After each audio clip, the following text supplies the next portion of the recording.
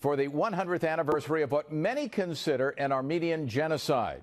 NBC4's Michelle Valles has been covering this emotional and very determined group of people. Michelle? Good evening, Chuck. First things first, Wilshire is about to open up right outside the Turkey consulate. Shame on you, Turkey, and we will never forget could be heard loud and clear. As you said, estimates over 100,000 of a march that started at 8:30. Mainly Armenian descendants of that genocide. The U.S. and Turkey have not recognized it as a genocide, and the march ended outside this consulate, calling for that recognition.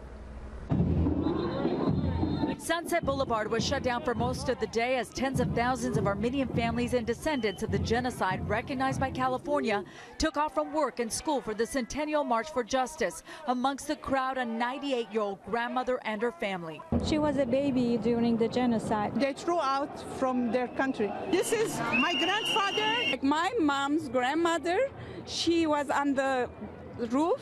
She saw the church was burning and her parents were inside. Together marching 6 miles to the Turkey consulate, where Congressman Schiff called President Obama's and Turkey's denial of a genocide disappointing. Turkey is the only country where its own state-sponsored historians try to fight the truth, try to revise history, but there's no revising this dark chapter in the history of the world. Barricades and LAPD and riot gear separated these Turks at the consulate from the Armenian marchers.